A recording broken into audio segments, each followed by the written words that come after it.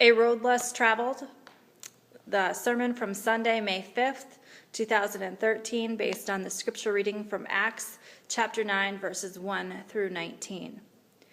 We are all following someone's directions. Whose directions are you following? What road are you traveling down?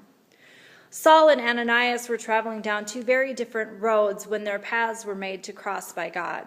Saul, a Roman soldier who had dual heritage, born in the Roman city of Tarsus, but raised in a Jewish home and studied under a famous Jewish rabbi.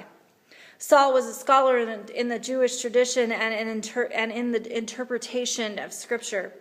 Saul belonged to the order of the Pharisees and zealously committed himself to teaching and practicing of Old Testament laws and traditions. In the midst of all of that, Saul ardently persecuted first century Christian church. He firmly believed that Damascus would be the gateway city through which Christianity would spread, and set out to systematically stop that from happening. It was on the very road to Damascus where Saul would have an encounter that would change the course of his life forever. Ananias, on the other hand, was a Christian, part of the Way movement and a leader in the Damascus church. He would have been someone that Saul would have been seeking out as he plotted to destroy the Christian movement.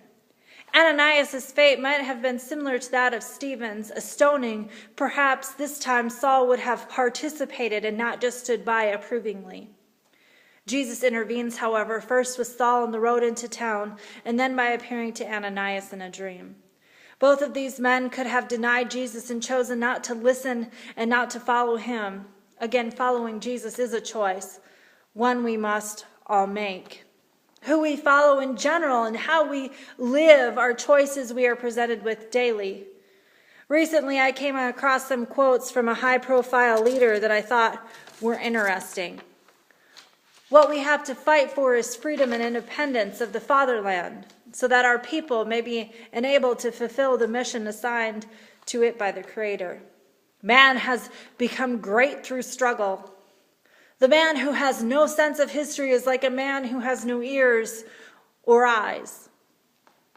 Struggle is the father of all things. It is not by the principles of humanity the man lives or is able to persevere himself above the animal world, but solely by the means of the most brutal struggle.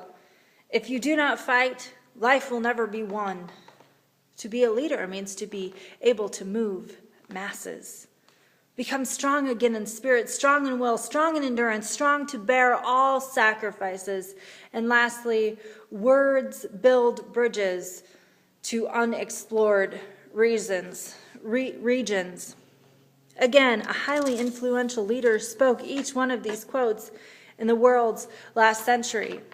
This person ran a prominent country, which at one time was considered a major world power. Individually, the leadership of this one powerful soul affected the lives of virtually millions of people by his actions, words, and deeds.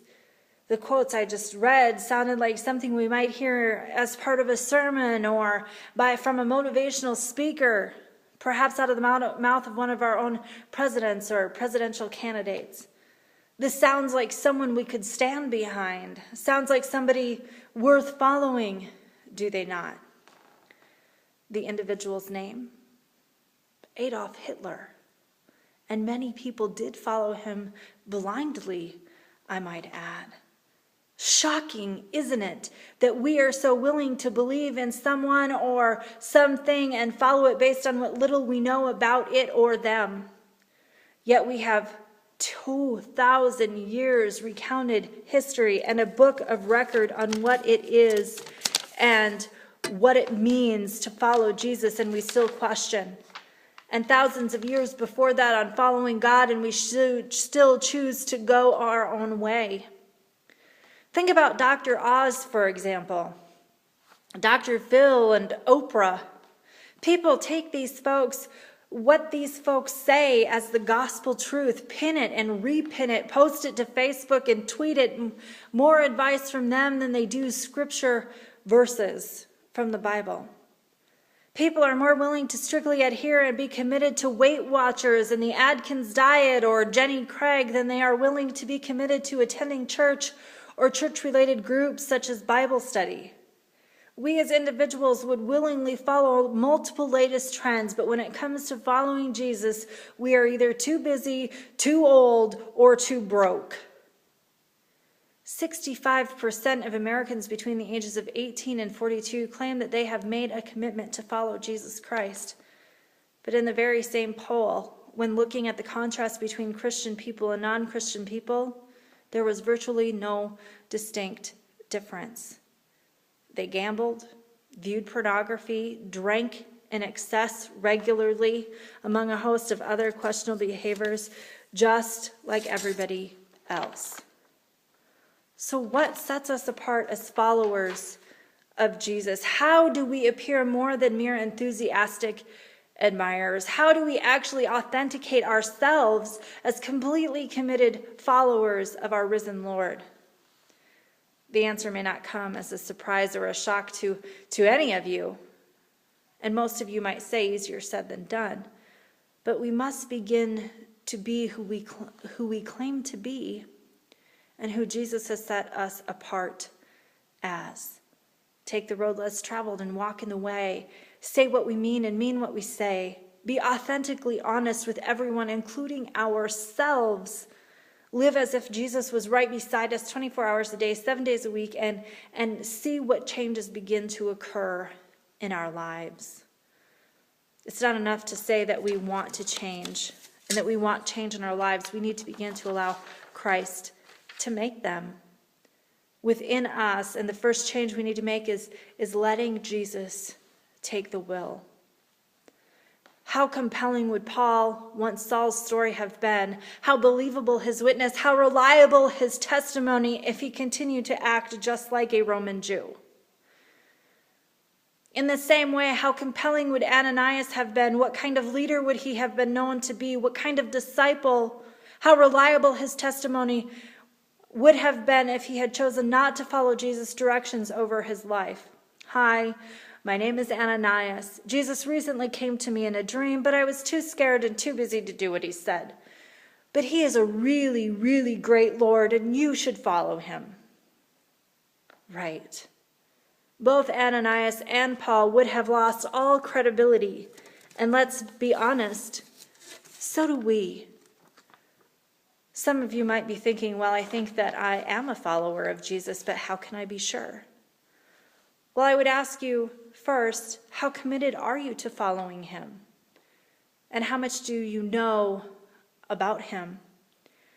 A good place to start would be the Bible. It gives us directions. Really, how well do you know Jesus? How comfortable are you with his word? We're not going to understand what it means or how to follow him if we're not committed to knowing him.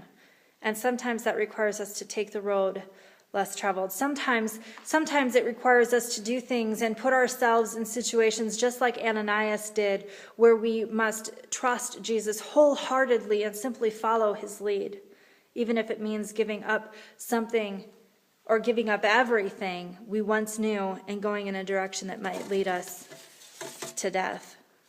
Being committed to following Christ has us picking up our crosses, remember. A cross which Christ bore all the way to his own grave, a cross that was the means of his own execution. When we bear up our crosses, to what death are we being led? Hopefully to a death of self, that we may stand before the judgment seat as a completely committed follower who followed Christ's direction down the road, his road to ultimate victory, even if it is the road less traveled. We are all following someone's directions. Whose directions are you following? What road are you traveling down? Amen.